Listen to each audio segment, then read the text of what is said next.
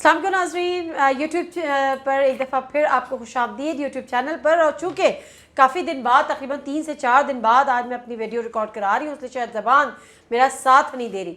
और दूसरी वजह शायद ये भी बन रही है ज़बान साथ ना देने का कि आज एक दफ़ा फिर एक और खुशी का दिन है। वो खुशी का दिन हमने 17 जुलाई को देखा और अब एक 16 अक्टूबर को देखा। हुकूमत वक्त ने, ख़ास तौर पर अगर मैं बात करूँ पीपल्स पार्टी की, नहीं, वजह क्या है वो मैं आपको बताऊंगी। पीएमएलएन ने भरपूर कोशिश की कि इस इलेक्शन से भागा जा सके, इस इलेक्शन से राह फरार इख्तियार की जाए, लेकिन पीपल्स पार्टी ऐसा नहीं चाहती थी। पीपल्स पार्टी ऐसा क्यों नहीं चाहती थी? इसकी वजह यह थी कि अगर आज कोई इस्टेब्लिशमेंट का लाडला है और किसी को अगर यकीन दहानियां कराई गई हैं कि अगर किसी के नसीब में हार आएगी या नहीं आएगी, आपके हिस्से में जीत ही जीत आएगी, और वो यकीन दहानियां कराई गई थी। उस यकीन दहानी का नतीजा हमने कराची में NA 239 में देखा, उस यकीन दहानी का नतीजा हमने मुल्तान में भी देखा। अब इस वजह से पीपल्स पार्टी बड़ी कॉन्फिडेंट थी, और जब PMLN इलेक्शन कमीशन को इलेक्शन पोस्टपोन करने के लिए खतूत लिखती थी तो पीपल्स पार्टी उसकी मुखालफत करती थी और PMLN उसको ऑन बोर्ड नहीं लेती थी। अब इससे पहले कि मैं तहरीक इंसाफ की और खान साहब की जीत का जिक्र करूं, PMLN का जो नोहा है वो भी ज़रा पढ़ देते हैं। PMLN का मसला यहाँ पर यह हुआ कि PMLN चूँकि राय फरार इख्तियार कर रही थी और उनको काफ़ी हद तक ये यकीन हो गया था कि चीफ इलेक्शन कमीशन यानी इलेक्शन कमीशन जो है वो उनको वहाँ से इलेक्शन को वो पोस्टपोन कर देंगे, लेकिन बहरहाल हुआ नहीं इस वक्त। तो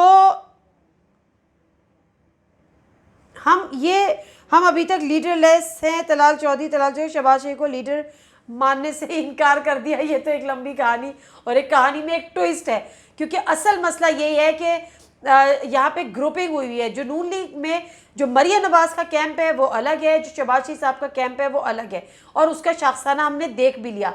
सूरत हाल यहाँ पर यह कुछ बनी कि मरियम नवाज़ और PMLN को ये यकीन हो चुका था कि इलेक्शन कमीशन उनकी बात नहीं टालेगा, लेकिन इलेक्शन कमीशन उनका तो नहीं है। इमरान खान बता चुके हैं कि चीफ इलेक्शन कमिश्नर की तैनाती उन्होंने किस पे कहने पे की, तो जिसके कहने पे की थी वो नहीं चाहते थे किसी भी सूरत के इलेक्शन पोस्टपोन हो। उसके भी बहुत सारी वजूहात हैं, वो वजूहात फिर कभी और सही, लेकिन वहाँ से ये प्रेशर था कि जी इलेक्शन इस जो ज़िमनी इंतखाबात हैं वो वक्त पे कराने हैं, क्योंकि अब जो हुकूमत वक्त है, ख़ासतौर पर जो PMLN है, उसको भी थोड़ा थोड़ा धक्का लगना स्टार्ट हो गया है। उन पर भी प्रेशर बिल्ड किया जा रहा है, क्योंकि कुछ बातें हम वो भी नहीं मान रहे। अब मैं वापस आ जाती हूँ मरियम नवाज़ साहिबा से। पर 17 जुलाई की कैंपेन मरियम नवाज़ साहिबा ने चलाई थी, उसके बावजूद बदतरीन शिकस्त का सामना करना पड़ा था। एक फैक्टर मरियम नवाज़ साहिबा का लंदन जाने का वो ये कि वो ये समझ बैठी थी कि इस दफ़ा भी इलेक्शन कमिश्नर उन्हीं की मानेगा। वो भूल गई थी कि इलेक्शन कमिश्नर को जो लाए हैं वो उनकी मानेगा, चीफ इलेक्शन कमिश्नर की बात करी हूँ। दूसरी ये कि वो अपने ऊपर ये मलबा नहीं लेना चाहती थी कि जो 17 जुलाई का हुआ था कि मरियम नवाज़ ने जा के कैंपेन चलाई, उसके बावजूद इलेक्शन PMLN हार गई। तो मरियम नवाज़ साहिबा अपने आप को अपनी एक फेस सेविंग के तौर पर कि वो जो भी करेंगी वो आम इंतखाबात में करेंगी, उस वक्त वापस आएंगी जब नवाज शरीफ साहब वापस आएंगे, मज़ामती बयानिया के साथ आएंगे। ये एक लंबी चौड़ी कहानी है, तो फिर कभी सही। तो let's celebrate the victory of PTI। अब PTI के दो चीज़ें, वो लोग जो ये कहते हैं कि जी इसमें कौन सी बड़ी बात है कि PTI ने ये सीट निकाल ली या PTI ने 8 में से 6 सीट्स जीत ली, पहले भी सीट्स उनकी थी। भाई या तो फिर आप ये तय कर लें कि PTI ने 2018 में अपने बलबूते पे ये इलेक्शन जीते थे, यानी 2018 के इलेक्शन जीते थे, या इस्टेब्लिशमेंट के कहने पर जीते थे, या इस्टेब्लिशमेंट की बैसाखियों पर जीते थे। अगर कि उन्होंने इस्टेब्लिशमेंट की बैसाखियों पर जीते थे और ये RTS बिठाने की वजह से ये हुकूमत बनी थी, इनके पास अपनी कोई ताकत नहीं थी, तो फिर तो ये 8 सीटें उनकी सीट्स नहीं हुई, पहली बात। और अगर वो इस्टेब्लिशमेंट के साथ भी जीते या बगैर भी जीते, इस बहस से भी आप निकल जाएं, तो ये इलेक्शन जीतना इसलिए इम्पॉर्टेंट है क्योंकि उस वक्त PTI इलेक्शन लड़ रही थी, PMLN अलग इलेक्शन लड़ रही थी, पीपल्स पार्टी अलग इलेक्शन लड़ रही थी, JUIF अलग इलेक्शन लड़ रही थी, और इस वक्त सब के सब खान साहब एक तरफ थे और पूरी के पूरी 16, 13, 14 जो भी जमातें हैं वो एक तरफ थी। तो ये इसके बावजूद अगर खान साहब ये सीट्स निकालते हैं तो ये एक बहुत बड़ी बात है। और एक और इसमें फैक्टर ऐड कर लेते हैं, जो खान साहब का वोटर है उसको ये पता है कि खान साहब अगर ये सीट जीत भी रहे हैं तो वो पार्लियामान में जाके हमारी नुमाइंदगी नहीं करने वाले। हमारे मसाइल, हमारे हलकों के मसाइल किसी एमएनए की बदौलत हल नहीं होने वाले, लेकिन उसके बावजूद उन्होंने खान साहब को वोट दिया। अब ये बात सोचने की है और उनके भी सोचने की है जो आजकल नहीं सोचते कि ये फैक्टर यानी खान साहब या पीटीआई अवाम की जिद बन गई है। और जो वो जिद बन गई है तो ऐसे में आप उनकी वीडियोस ले आइए, आप उनकी ऑडियो लीक सामने ले आइए, आप उन पे दहशतगर्दी के पर्चे कटवा दीजिए, आप उन पे तौहीन मज़हब के पर्चे कटवा दीजिए, आप उन पे बगावत के पर्चे कटवा दीजिए। जब अवाम ने इमरान खान को जिद तस्लीम कर लिया है और जिद मान लिया है तो फिर अवाम ने आंखें बंद करके इस वक्त अवाम उनके पीछे चल रही है। हाँ, जो चीज़ अब ये मसला सिर्फ इतना है कि अब ये बात बहरहाल हलकों को सोचने पर हलकों को मजबूर ज़रूर कर दिया है, इस जीत ने भी और इससे पहले वाले माहौल ने भी, कि अब आगे क्या होगा।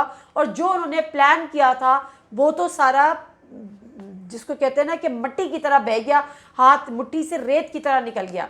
तो अब उनके पास क्या प्लान रह जाता है? अब उनके पास कोई प्लान नहीं है सिवाय इसके कि अब दूसरे हाथ से पीएमएलएन को रोकने की कोशिश करें और इनको थोड़ा सा रास्ता दें।